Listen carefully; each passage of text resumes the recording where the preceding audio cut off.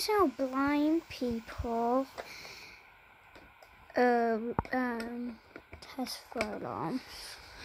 You see little bumps. Some will push down that little bump.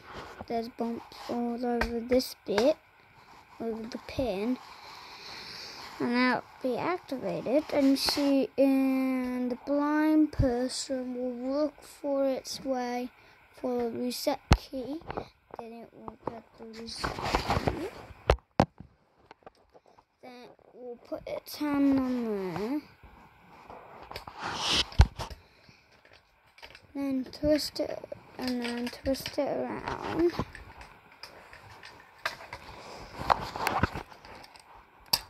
Open it up,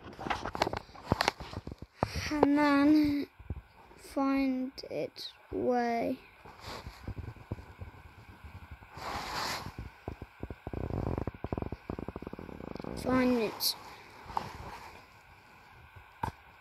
Find its way where the key,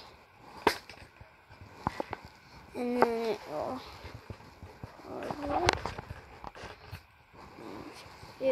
put the key out.